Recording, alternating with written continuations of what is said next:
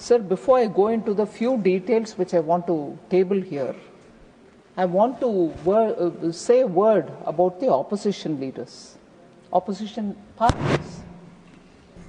Sir, throughout 24, we saw them shedding crocodile tears about Manipur for everything.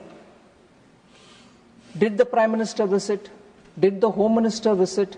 Did the law and order come to normalcy? Every time about Manipur, they will raise issues, they will voice their grievance, total crocodile tears.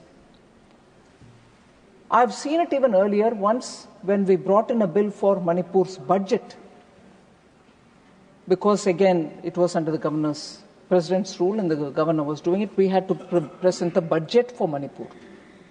Even at that time, they did not participate in the debate.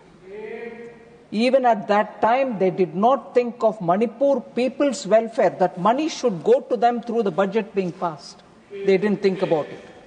Even today, when the GST benefits have to go to the state government because they will otherwise not earn the revenue out of it, when we are trying to have an ordinance be converted to be a regular bill and get passed here to become an act, they are not here to participate.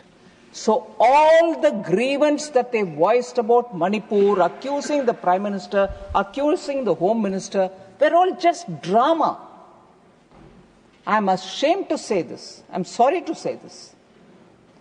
विपक्ष के role ये होता है कि आप जिम्मेदाराना रवैया अपनाना चाहिए और जिम्मेदारी के साथ एक जो स्टेट जिसके ऊपर आप इतना बात कर रही हो, उसका बेहतरी के लिए कानून जब पारित होता है, बजट जब पारित होता है, उसमें शामिल होना है, भाग लेना है।